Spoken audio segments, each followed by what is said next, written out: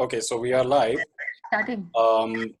As we see the attendees trickling in, I want to wish everybody hello and good evening to those who are in India, and for those joining us from elsewhere, I hope you're having a great day. Welcome to this fourth edition of our webinar series where we host conversations with leaders of communications on issues that are contemporary and affect reputation management profession at large. We are very excited to be hosting 6 such leaders today to talk about how to be prepared for the future.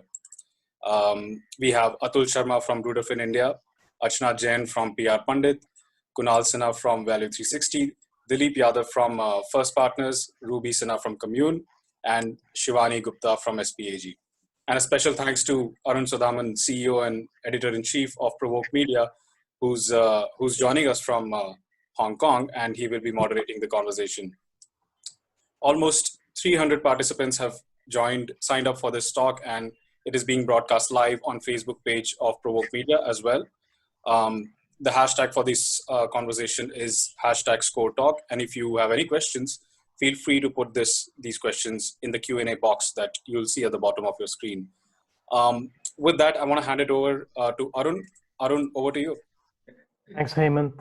Welcome, everyone. It's a real pleasure to be moderating this conversation.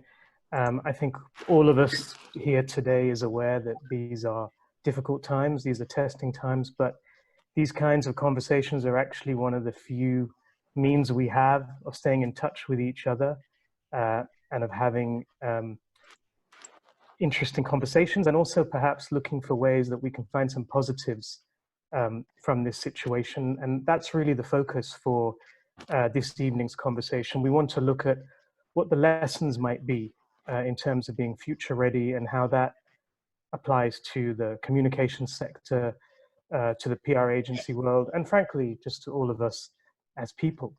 I'm gonna go straight into some questions soon. I'd like to make sure that all of you are also asking questions. There's a Q&A function that you can use directly on Zoom to submit your questions, and I'll be more than happy to put those to all of our panelists here this evening as well. Let's be clear, this is not an easy situation, I think, for any of us. Leaving aside the disconnectedness that I'm sure many of us find challenging, there are also the business implications as well. We've been doing a lot of research on this at PRovoke. We surveyed PR agency leaders from across the globe. I suspect some of the leaders on this call took part in the survey too, and we found 77% said that they expect a loss of earnings because of the COVID-19 pandemic, and there were various concerns about cancelled work, about payment delays, and even about layoffs. We're running that survey again this week, so we'll see what the results are a month later. But we also surveyed client-side leaders as well in Asia Pacific, and we asked them what they're seeing in terms of communications challenges and priorities. And they outlined some areas which I think will not surprise any of us who are on this call. So for example, corporate communications, how different companies are having to communicate, particularly with respect to the sector that they might be in, whether that's reassuring their employees, whether it's communicating disruption to consumers, or whether it's talking about things like supply chain. Workplace disruption, of course, I think all of us is keenly aware of that. Changes in terms of the customer experience. Staff health, I mean, that's an employee issue as well, in terms of physical and mental. Misinformation, I know this is, sometimes people suggest this is more of a problem in India than elsewhere. But it's very clear, I think we can see it everywhere, that there are various narratives out there that relating to the pandemic, and of course, all of those will impact the corporate world and corporate communications as well. Finally, of course, I think there are big implications for how agencies work, not just in terms of working from home, but in terms of the models they employ. And of course, the skills that will be perhaps will be more or less relevant after this crisis. So to look at this from a more positive perspective, and taking into account all of those factors, I want to start with this question. What are the lessons that our panelists are seeing from this crisis? And how will they play out in terms of making themselves, making their businesses more future ready? And so in no particular order, Archana, I'd like to start with you, if I may. Absolutely. Thanks, Arun, for that introduction. Yes, these are indeed trying times. We're thinking on our feet. I don't know how many people around, who are co-panelists here have had the experience of 2008, 2009. But certainly I'm drawing on a lot of lessons from there. It certainly, that was my first port of call. And I think what I've come up with, the 3 R's that we need to be thinking of: resilience, recalibration, and reimagination. And I'm going to focus a little bit more, because of the nature of business that we run, which is more consumer PR, talk about more customer disruption, that what we are going to face, and what the economy is going to face and our clients are going to face, and how is it that we can help them overcome that. The impact of COVID, as we all know, has been emotional, physical, and financial. What this means for us is that we need to be, therefore, empathetic. Our communication needs to be relevant and adaptable than ever before. Is there an opportunity for the PR industry? Yes, I think absolutely. It's very clear. There is a need for creative solutions, and creative solutions that need to be sensitive to across stakeholders. They need to be low cost, and they can be delivered quickly through earned conversations. So that is our moment to shine. Now, what is it that the disruption that we are what is being foreseen for consumers? There are lots of thoughts that, okay, well, once the lockdowns go out, people are going to rush out to revenge, on what is known as revenge purchases. I have, curbed my urges to go out and dine. I've curbed my urges to go and spend. Haven't had the avenue to. Will I go out and do that? Yes, possibly. There will be a certain surge in that. And in that preference, what we will find that if brands that have used this period to give back to society, to contribute in fixing the malay out there, what it is, then you will find that there will be consumers that'll say, okay, I'm going to sway towards them because I'm going to support them, right? They've come out there, and I'm going to show more love to them. But more importantly, one's finding that there's a current sentiment and trends that are being discussed. I'd like to pick on 4 behavioral changes that we will see as a result of this, and for which we need to help and find solutions with our clients. One is there's going to be an increased price sensitivity when we come back, right? So, for example, an area which is fashion, which all of us are very, very comfortable with, and there's something called the summer line. Now, stores, where by the time they're open and they're ramping up to business, that summer line is already going into the sale period. So what happens? They have to liquidate that entire stock. Now, the point is that is where we have to channel it and make it as fresh as, let's say, feasible for them to get the best price for that. And that could happen across multiple other sectors.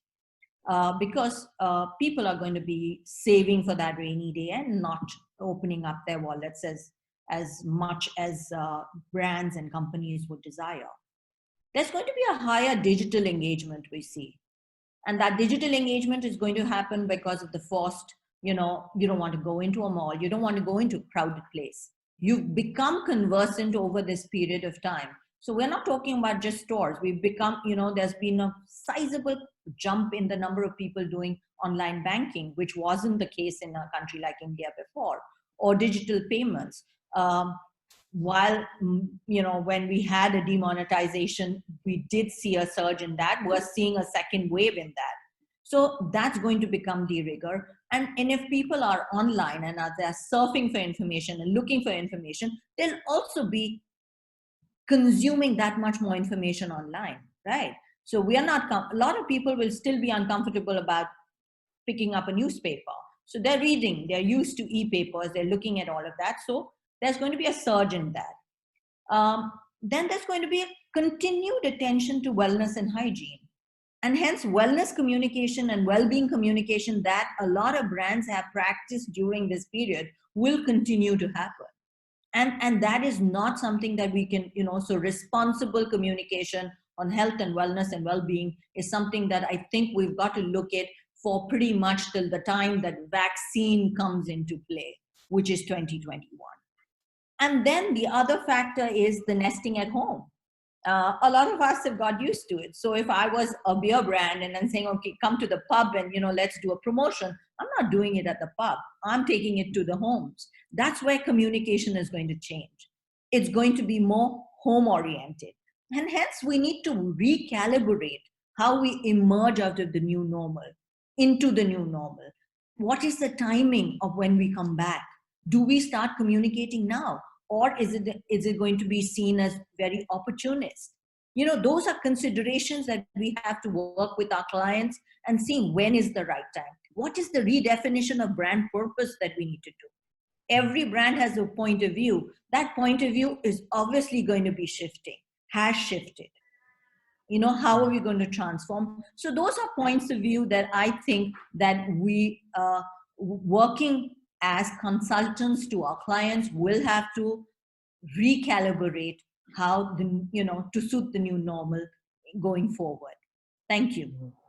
Thanks, Archana. That was great. That's very comprehensive, actually. Quite a lot there in terms of both consumer preference, consumer trends, and of course in terms of how brands should be more empathetic and perhaps more purposeful. Maybe first principles. Yeah. Atul, over to you.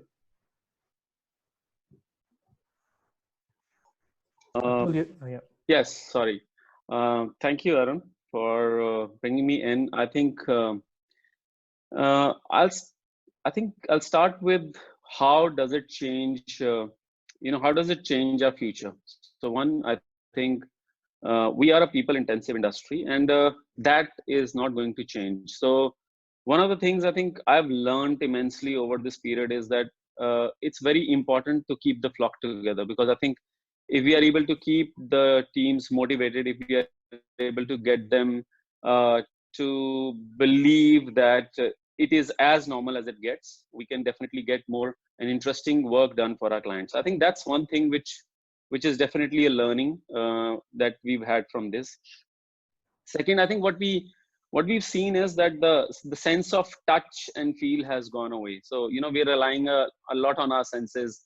Sense to see, sense to hear, and I think our ability to build and mentor teams, understand and deliver on client priorities, manage P&Ls, and all of this on virtual work environment is going to be the key. I think that's one of the key changes that I see, and even post-COVID, I don't see that's going to go away, because I see definitely amongst companies who were not very open to the idea of work from home, I think they will suddenly develop this whole piece wherein you can manage your workforce better and yet get the work done. So I think that's one thing which is definitely going to change.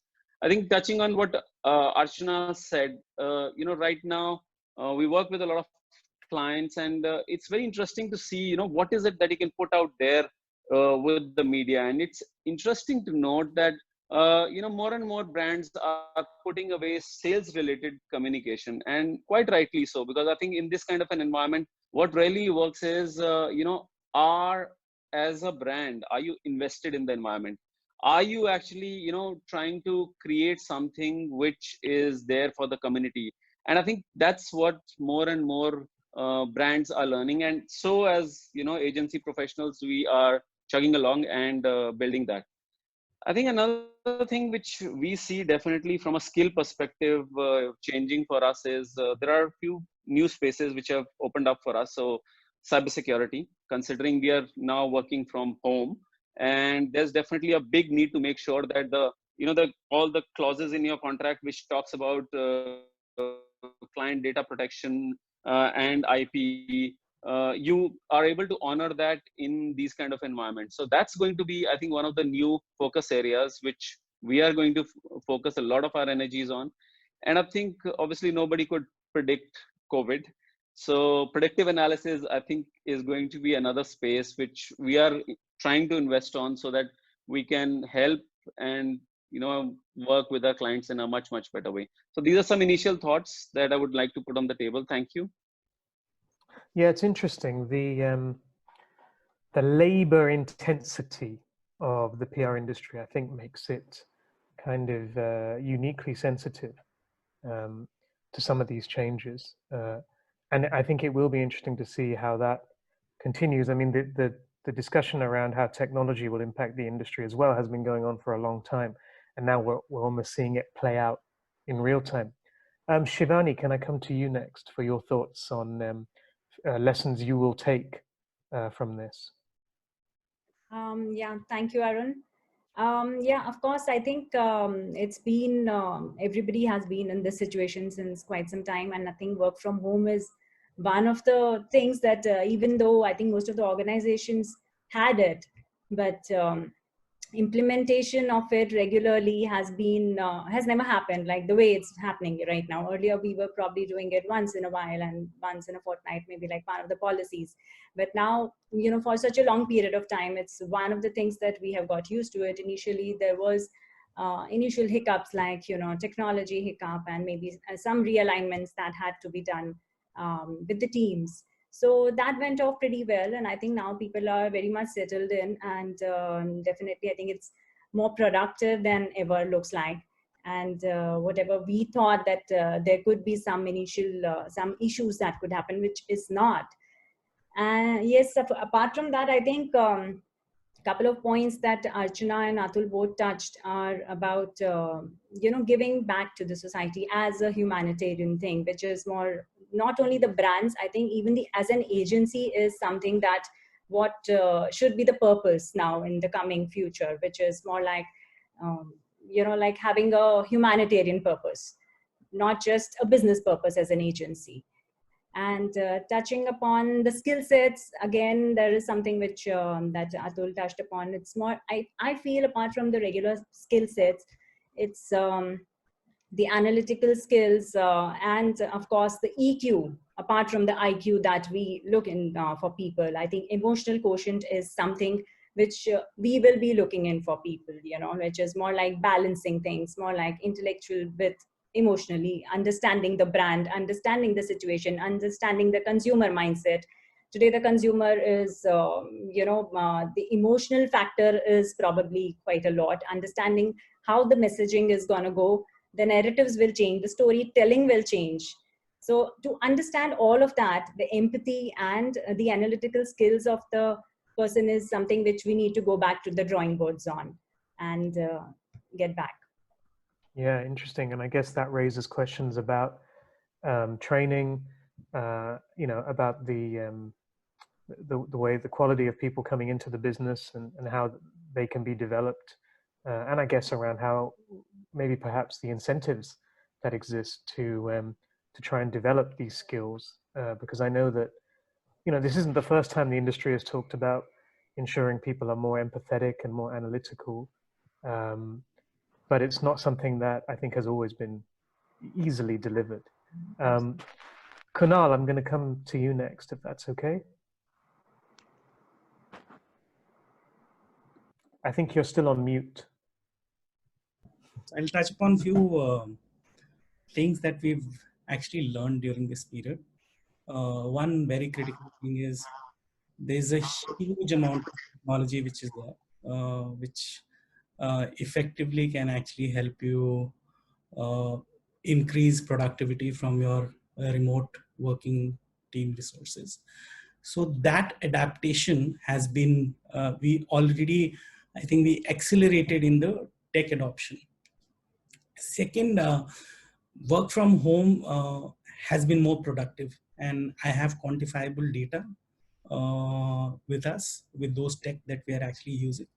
So that gives us a perspective into the future, which is there would be model of new model of firms that will emerge, and that model effectively, I think, has already started taking shape in some way in our organization, where we feel that if you can actually really like get work done from the remote workforce using right technology, you could possibly have a very different model which can actually help you innovate from what you're actually doing right now.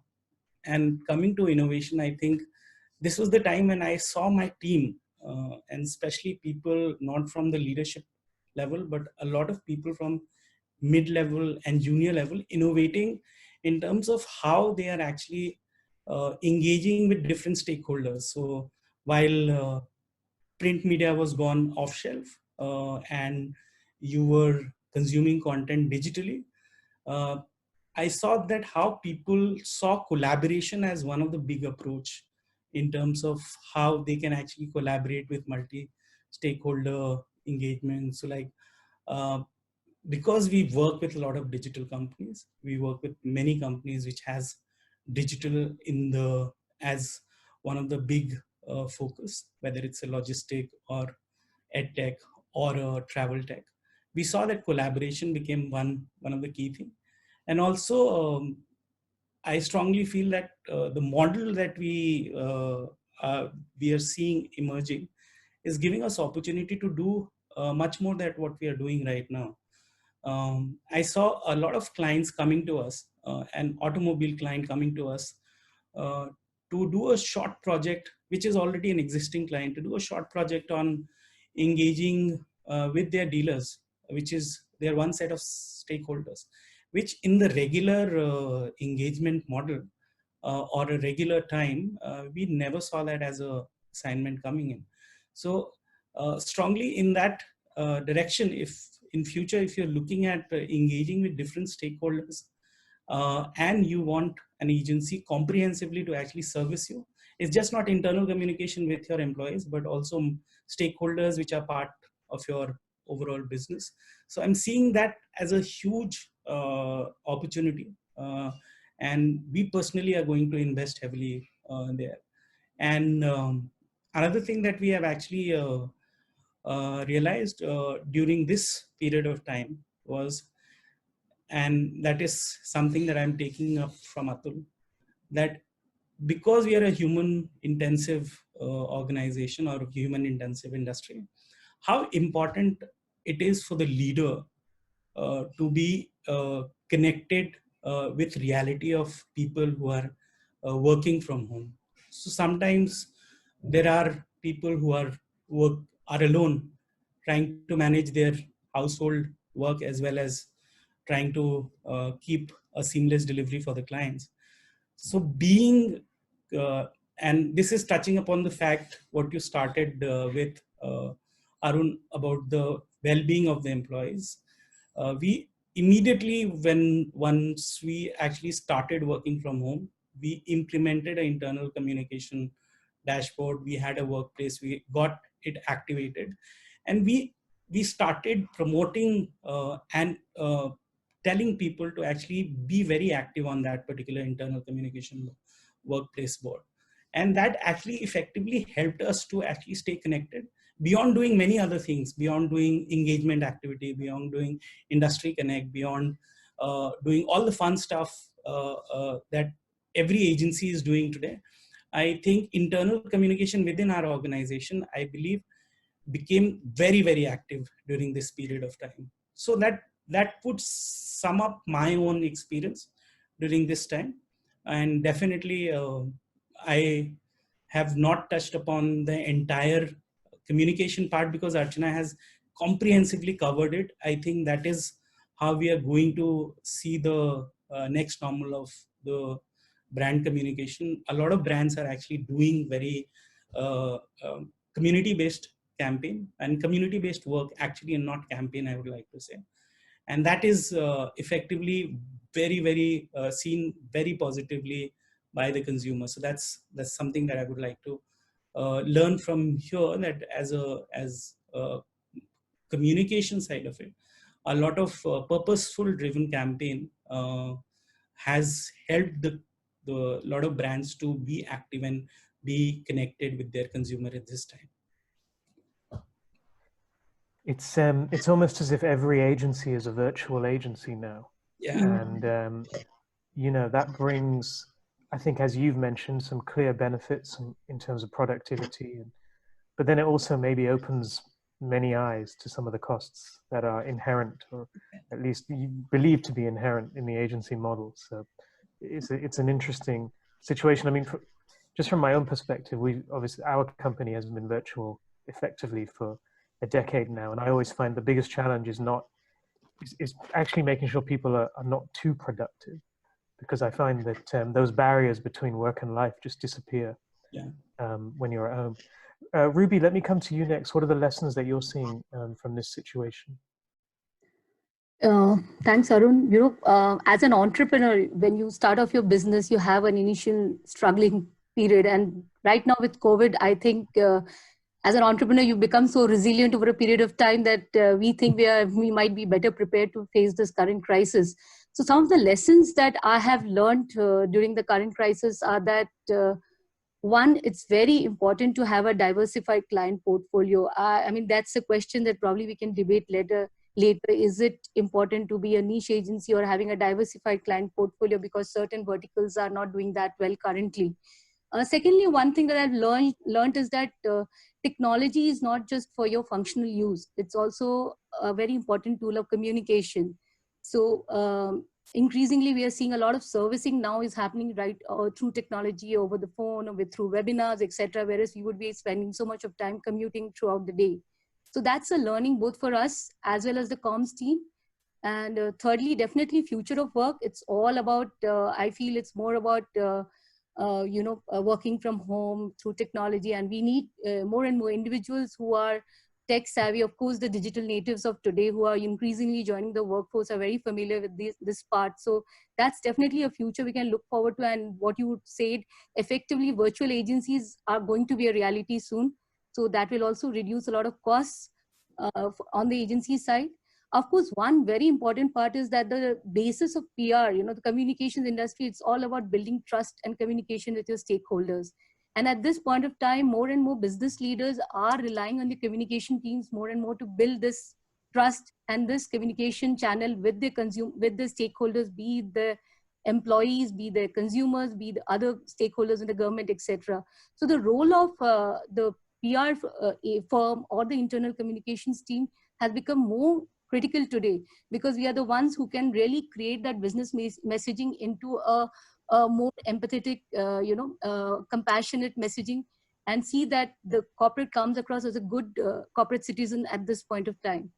So I feel this is the right opportunity for people to realize the value of PR, and one of the first industries which will bounce back after COVID will be the PR industry, even if there's a slight down. Well, I hope so. And I think, it's I guess maybe it's just a shame that it took a crisis for companies to start behaving more empathetically and more purposefully.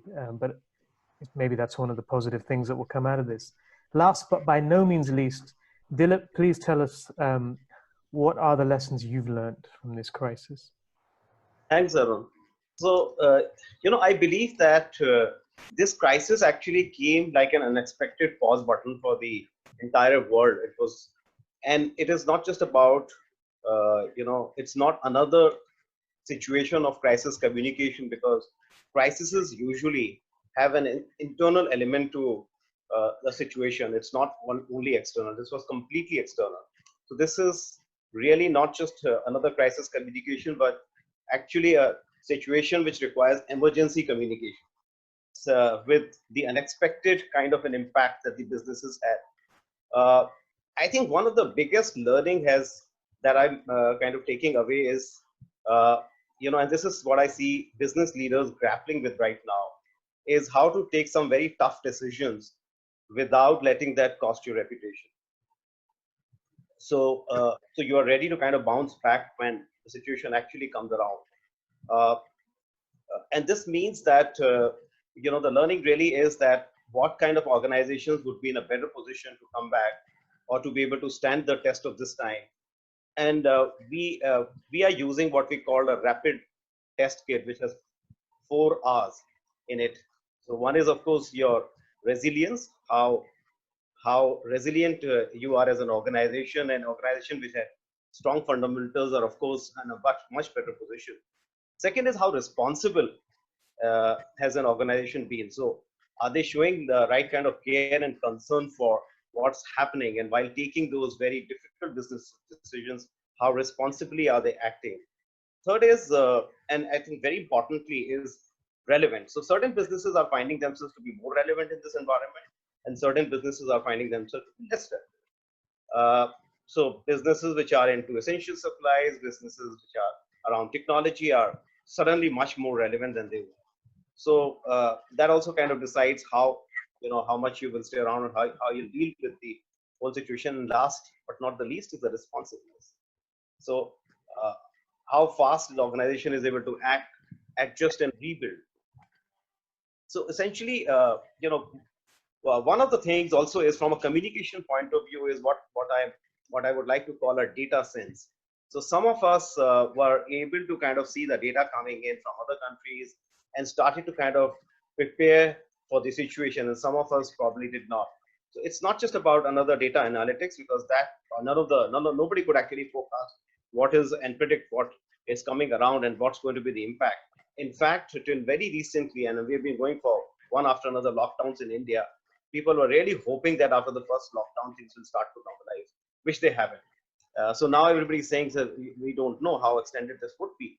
So it's a tough situation, and I see that there are going to be 6 big changes which are going to affect the way businesses are, and the business of communication is going to be run. Number one, there's going to be a lot of corporate wreckage out there. So there would be organizations which will go down completely altogether, and may not be able to kind of come out of it. I think the second important thing is there's going to be a lot of fear, which is already there. So marketing and communication, which is built around hope and reassurance, is going to become extremely relevant. Focus is going to move back to the basics. People will conserve, I think, cost. People will conserve resources, and that will have a huge impact on what kind of campaigns, communication functions would be kind of signing off, whether they would want to sign off something which is going to be one of those just goody kind of campaigns, or something which is going to be far more fundamental and supporting the business.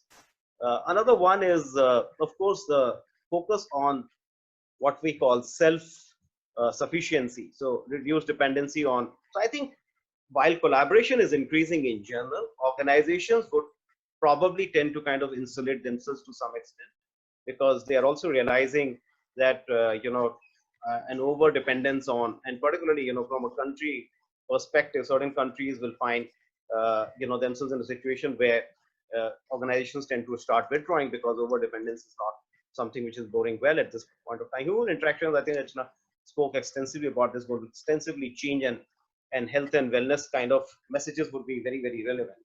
So I guess I think like I said, that focus is going to be, from a communication perspective, I find that communication consultants which are closest to the business, because right now it's about businesses taking some hard business decisions to stay relevant and continue to kind of survive, and later on kind of revive, and then finally thrive as the whole situation ends.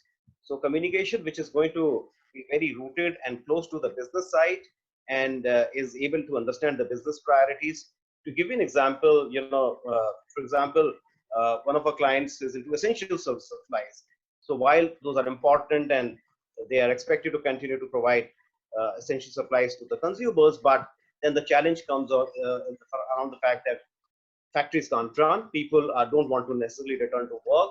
So what kind of communication do you do to kind of charge people out to say that, well, you need to take a larger responsibility, come back to work, and you're part of something which is very important, and keep them motivated. So a lot of focus also went into internal communication, around this space. So I think these are some of my learnings. advocacy is going to become very relevant. Certain industries will find collectively that they are not critical to the revival of economies, and they would probably need to pitch harder to governments to get bailout packages, because otherwise they'll be left out completely. So that's going to start becoming very relevant. So I think everybody is now hooked onto the post-crisis and recovery phase to see how things really pan out. But I think some of these, the 4 R's will probably be extremely useful if somebody wants to kind of use them to kind of analyze the situation and navigate through this. Yeah. So we have a number of R's now, I think. Yes. Maybe, I think I've counted 7. Is that right so far? Thank you all. I hope you're all taking notes. By the way, we have 225 participants on this webinar. So this is, I think, by far the most populous webinar I've been on. So thank you all for joining. I think this is being recorded. I'm not sure if a recording will be made available, but I think we can safely say between the 6 responses we just had then from the panelists, that they covered an incredible amount of ground.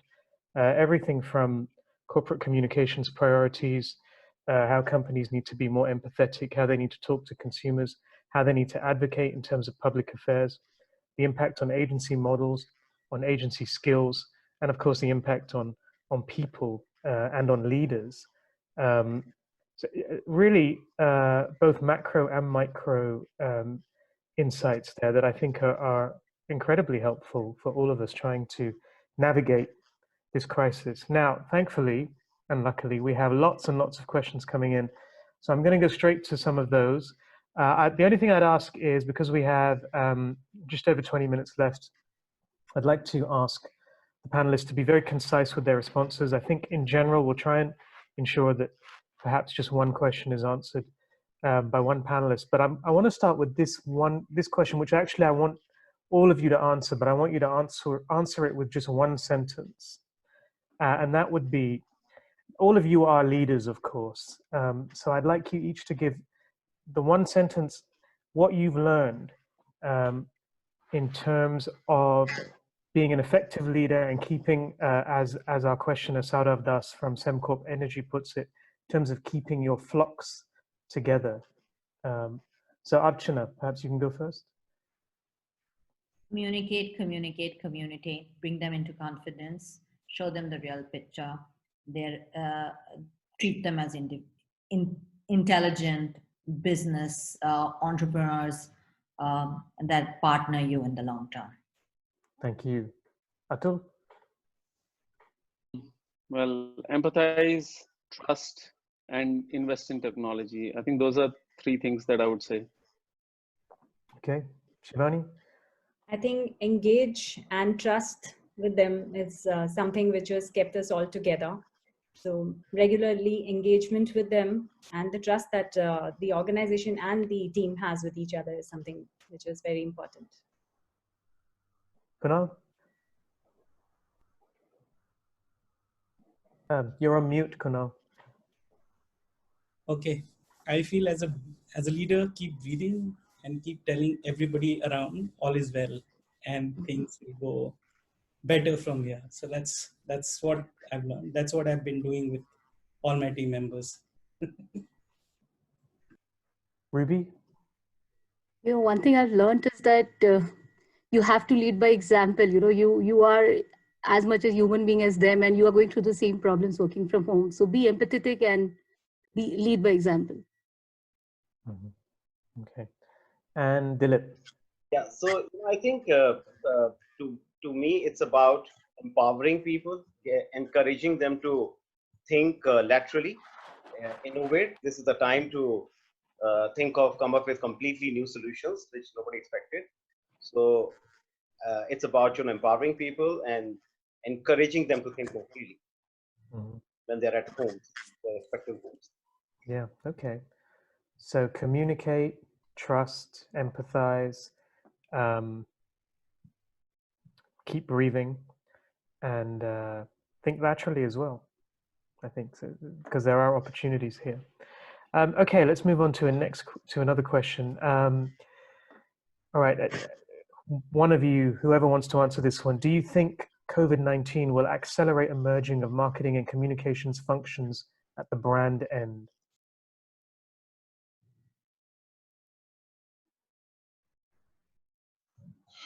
No one wants it? So, No, why not? Dilip? Yep. yeah, so I think, of course, as we go, as we ride out of the storm, I think there would be a tremendous demand on communications to help rebuild.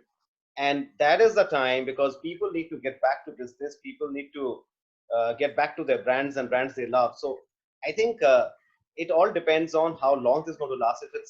If it's comes around in the next 6 to 9 months, I think we can expect a lot of energy coming back to quickly rebuild, and there'll be a mad chase and race for who gets out there first. I believe so.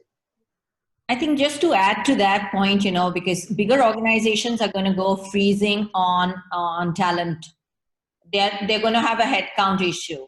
So we foresee that consultants like us will come back into play a lot stronger. Okay. Question from Mr. Nitin Mantri. With the given changes in ways of working, will firms start looking at talent regionally and globally? Obviously, local nuance is important, but if remote working is the way forward, what stops PR firms from using the best talent anywhere in the world? Cost permitting, of course. I'll go. Yep.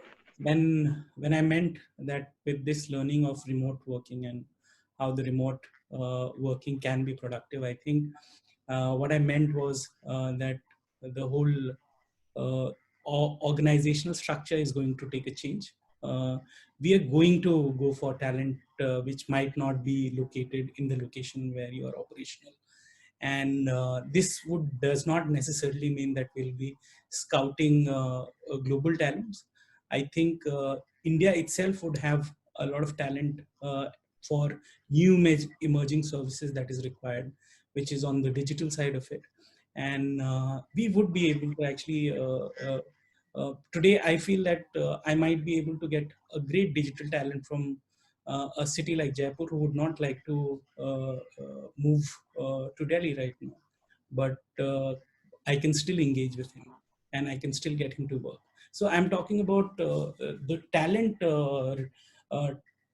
hiring would no more be dependent on your physical presence, whether it's global or regional. Does anyone expect to maybe look at sourcing more talent from outside the country? As long as I think the cost would allow, because that's going to be a big factor in the times that are going to come. More than that, I think it's got to be local. Also, Arun, on this point, have to be relevant. They must understand the local nuances of, you're delivering on a program for the market. Do you know the relevant stakeholders in the market? If you do, and you can engage them, they could be sitting in Timbuktu. It doesn't matter. But we've always found that, we've got queries from international students or, people who've had experiences in France and in London and everywhere. But, they're not comfortable with who is that local stakeholder that makes an influence. For example, in our consumer business, if we have to find a suitable host to do a sort of a store event or, to host a big evening for, let's say, a beer brand or a whiskey brand, they don't know the people. If they know that, then they could be sitting elsewhere. So that is the only thing. I think the local understanding, if they have, they're most welcome. They, and the price is obviously determined across everywhere, right? You could be, even in India, you may find a very expensive talent, but you're not going to hire them if it doesn't suit your budgets. But as a lot of communication moves to the digital platforms, I think there would be some kind of relevance for skills from different markets to kind of have a role in a market like India, because I think this is where some of the international talent has an edge, which can really be useful in an environment like this. But I completely agree. It's about, focus is going to be on the skills and the relevance of those skills. I think that's going to trump everything else. I think apart from the skills, it's also the kind of sector you are dealing with. So if you have an on-ground activation, you have someone you're like, dealing with the local activities or events. So it totally depends on what kind of sector you're dealing in. So that's how I think local talent or global talent will probably, the decision is based on that. Yeah, we see these, these trends coming up in the long term. But I think what I see here and now is definitely, it's a pandemic which has left no country untouched. So there are a lot of brands which are trying to tell a story 24/7, or are trying to be there for their consumers 24/7. And that's where we see collaboration across countries, whether it is Europe, whether it is USA. And I think that's a lot of work which we are already doing for brands across global markets, because I think this is an issue which everybody understands. Nobody needs to get on top of it. Nobody needs to brief anybody. And I think that is something which we see happening here and now. And more so we see, whether it is a predictive analytics model being developed to address this and that coming out of India. I think there's a lot of interesting work which we see coming on the back of it, and I hope it continues and it stays like that in the times to come. Okay, 2 questions about technology. Do any of you expect to see more technology or automation being used as perhaps we become more familiar with using different types of technology? And will the impact of next-gen technology transform the PR industry? And is the industry ready to adapt to it? Would anyone like to tackle that one? I think, yes, if I can add that it's not just technology, but I think it's also the whole relevance of how the human expectation around that is also changing. So earlier technology was still there, but clients would resist, doing these virtual meetings. I think it would be far more, they would be far more receptive to virtual meetings now, and that's going to be a fundamental change. So technology would, of course, be very, very relevant in enabling that. I think someone had a client calling. I think we've all, over the past, let's say, 2 years in India, certainly have been embracing a little bit more technology. It's come in the form of service providers, whether it's for measurement or whether it's for, databases, etc. We are doing that. And the only technology that I foresee, I don't see, AI, being used that prevalent at least in the mainstream, or let's say, there'll be marginal use of that, but certainly technology, as Dilip very rightly says, to work from home or to sort of regroup with clients without really getting onto the road and on the plane will certainly be something that we will embrace very, very, very, very willingly. And I think the clients have been have been stonewalling us on this count, saying, come along, come to the office, come and sit in front of us. They are themselves going to want social distancing and will therefore become accustomed to planning the agenda better. One more point I had to add, Arun, here is that the entire way technology communication is done, technology PR is done will also change. A lot of your B2B brands, which were henceforth just talking B2B communications, now you look at the telemedicine, the online education brands, you've got this AI, blockchain, all these companies, they are moving increasingly to B2B2C communications in the midst of this COVID. So, we are doing work for clients where storytelling is becoming very important, especially for technology clients. So a lot of these trends will move to PR also, where a lot of virtual storytelling, video storytelling, the use of AI data analytics will change. And you'll have a whole new gamut of clients, the way you service them, the way they were communicating with the end consumer will also change a lot. And we were anticipating this change to happen in the next 1 or 2 years, but maybe it will happen quickly, much more quicker because of the COVID thing. I think I'll add to that. In fact, something like a agency is also becoming, apart from the technology, we are also becoming more like a media house, so you are having your content creation. Apart from that, you also have a platform like webinars, where you are, obviously discussing, you have your clients on board, like KOLs are being discussed. So I think that is again one of the channels which is will be, I think, widely used in future as part of the technology. To add another point is we foresee that we are going to do a lot of product reveals, which are going to be online, which are going to be on Instagram. We're definitely going to be doing, whether it's beauty or fashion or automobiles, we're not going to have the luxury of getting into a conference hall, right? So so that would be great to do catwalks online, and product reveals and tutorials and all of that will happen. So that's definitely of the future. So press conferences happening on using technology, yes, very much in the near term. I want to add that, I see that initially we might be trying to replicate what we were doing in the real world environment using technology. But very soon, but that's not going to be easy. So very soon, probably some other kind of patterns and trends and behaviors would start to emerge, which we don't know, which we can't predict. And that is how technology will really become even much more relevant. We'll probably start doing things very different. Right now, people are trying to do conferences. Probably we'll do something else. I don't know what that would be, but that's probably the future. Yeah. Right now, I'm trying to keep track of questions on like 3 different platforms. So I can Yeah, tell and you I think technology is yeah, that's one of the side effects of technology, that there's a lot of information flowing in, and the ability to process that information.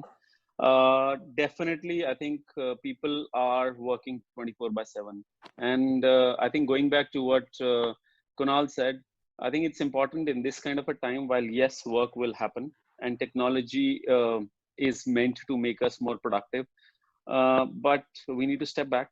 We need to empathize. We need to be with people. We need to understand their problems. And I think while you can end up automating a lot of processes, but I still believe it's a creative profession. We are never going to be able to compensate technology with people. So I think people will always come first in this profession, and technology can normate our business to a particular extent, but I think that extent will still be lesser than what people can do to this business. So COVID, no COVID, I think people are going to determine the future of this business.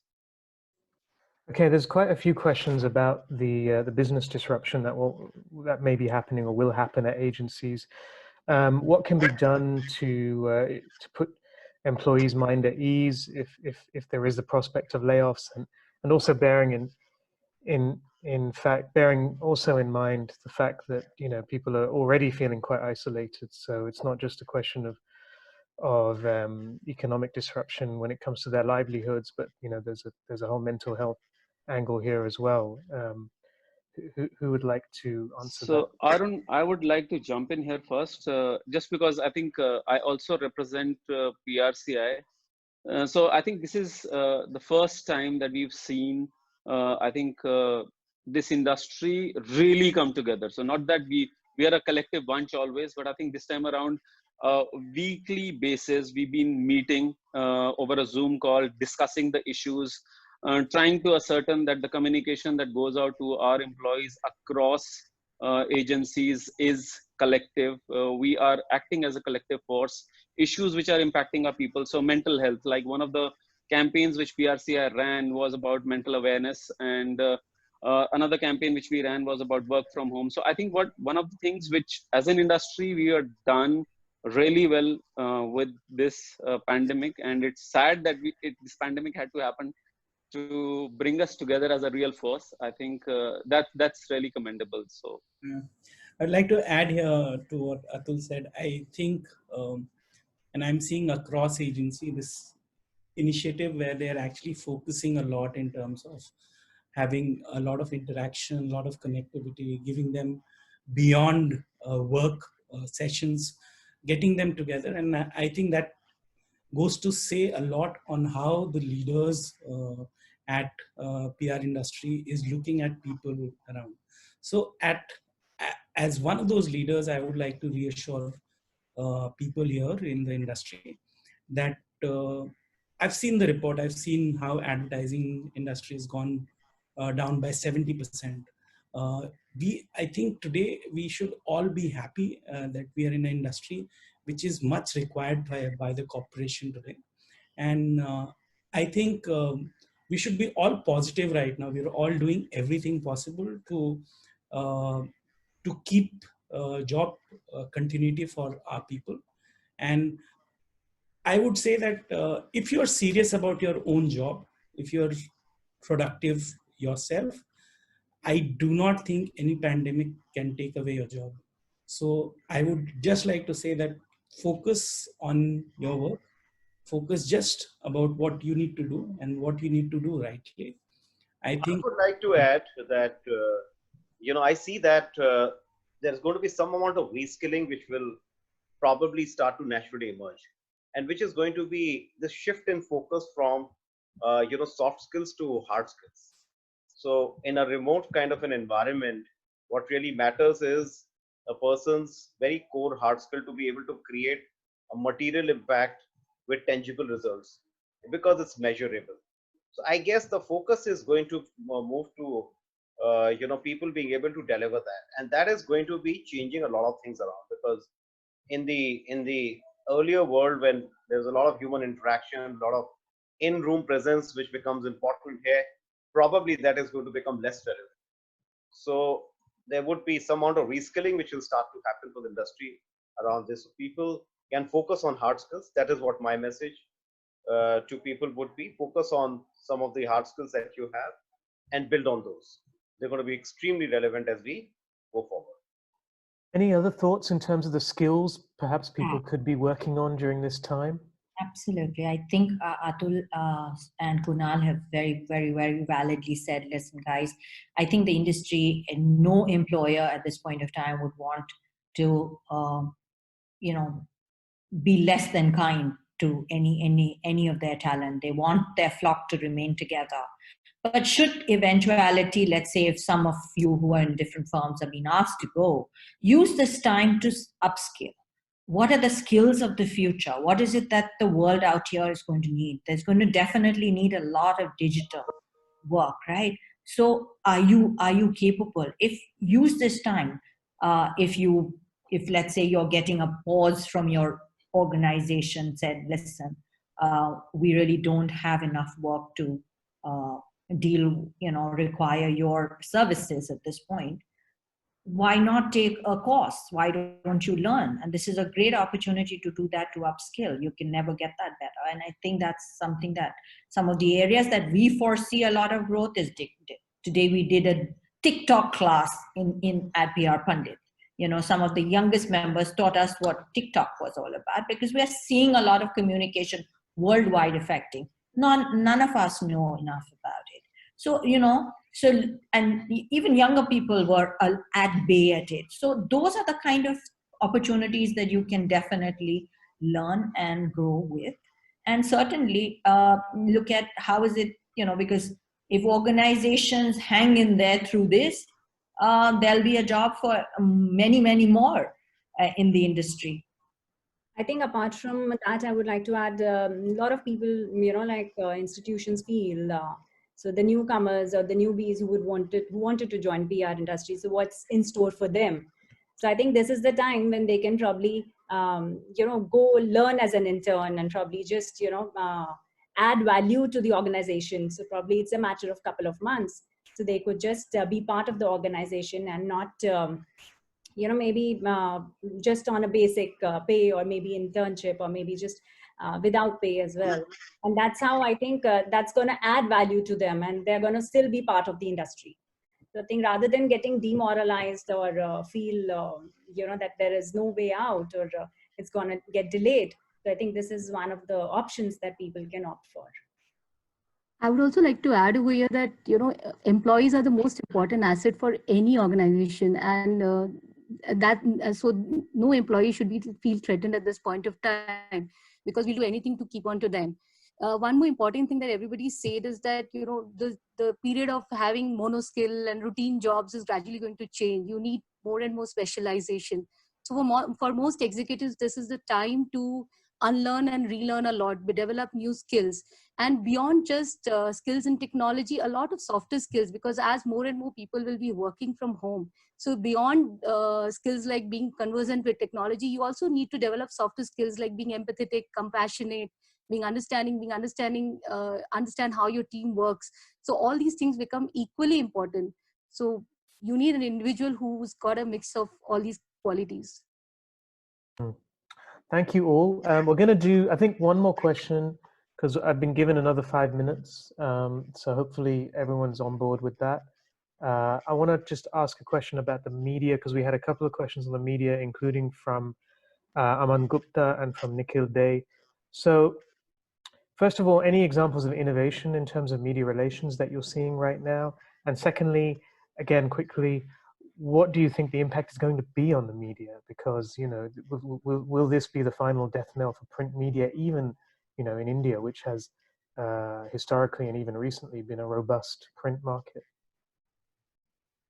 I think one big change is that there was some kind of resistance that we were facing from the print media to go the full digital way, and this crisis has kind of just accelerated that process. So we see that it's all now digital. People are, even if there are physical papers, people are not reading them. And that would require, of course, new kind of skills and new kind of things to be done. Would it be, and also with journalists now working out of homes, it's not the same newsroom anymore for them. So I guess innovation is going to now, if you look at what is the way out, you need to focus needs to go back to the message. Do you have really something material to say, something significant to say? And it's not just about being able to give out information which is general, but which is extremely specific, very relevant. And the focus will go back to therefore content and messaging and hard messaging. So that's the change that I see. In Actually, the lifestyle space, one has found that a lot of the magazines today are using the digital platform very, very cleverly. They're having conversations with business leaders on Instagram and IGTV.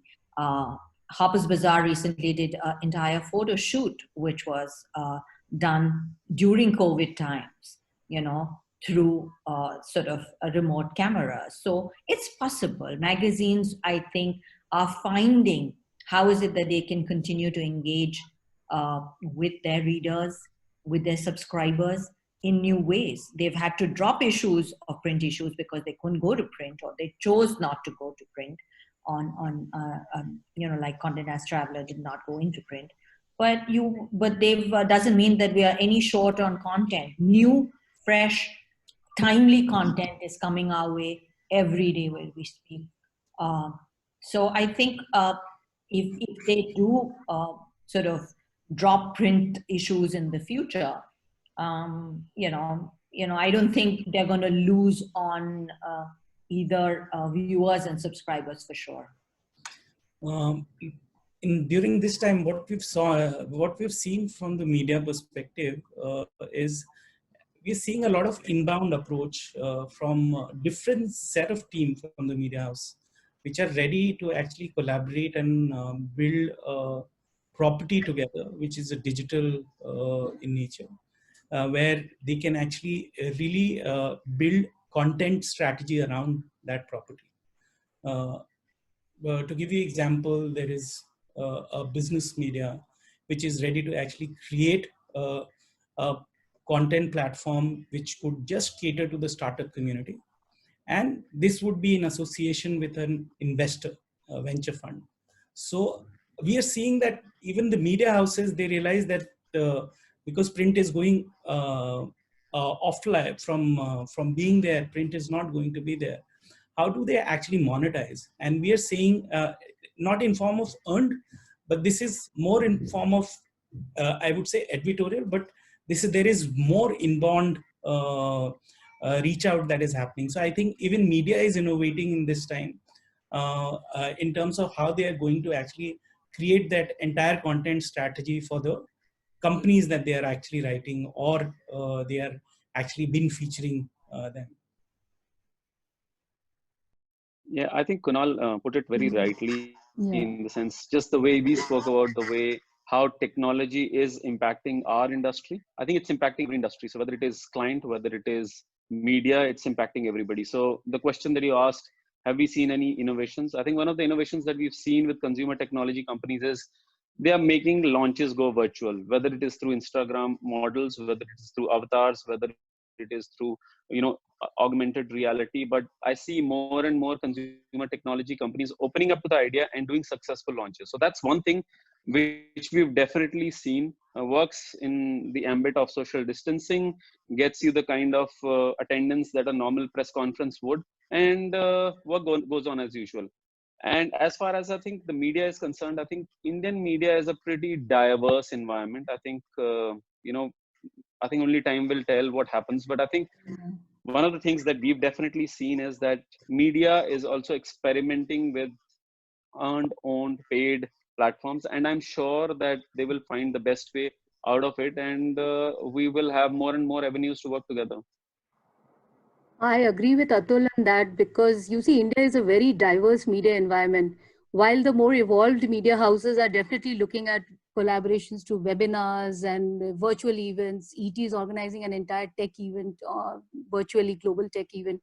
But gradually, I don't know how the regional media will fare, because in India, regional media plays a very critical role in the smaller cities, and their network connectivity and a lot of issues are very important. So that's something to see in the long run, whether the smaller media or the regional media also move to online. But definitely online is an aspect that some of the key media will definitely, embrace much more powerfully. Okay, well, thank you, everyone. I'm afraid I've got to wrap things up now. This has been quite an invigorating conversation, I would say. It's been insightful. It's been empathetic. It's been reassuringly positive. And I, for one, feel like I'm more future ready after listening to all of you and after having this discussion. I'm really hopeful that our 225 plus attendees would agree with that. I think they will, and I'm sure they found it very useful as well. I'm really sorry we couldn't get to all of the questions. We had more than 35 questions, I think. But I think all of you will be aware how you can get to various people on this Zoom webinar. And as they've all said, the industry really has come together, and I think everyone is willing to answer any questions or concerns or queries that any of you might have at this time. So thank you to the panel. Hemant, I'd like to hand back to you now. Thank you so much, Arun, for moderating this conversation, and big thanks to all our panelists as well for taking the time out and sharing these incredible insights. Thanks to all the attendees also who joined us today. You can catch the complete webinar on the Facebook page of PRovoke Media and the YouTube channel of SCORE. We do this weekly, and our next webinar is scheduled at 6 p.m. next Wednesday, where we will host a conversation on learning from adversity. You can find more details of that on our social handles, Twitter, Facebook, Instagram /ScoreIND. With that, I thank all of you once again, and I hope to see you all for our future webinars. Thanks and goodbye. Thank you. Thank you.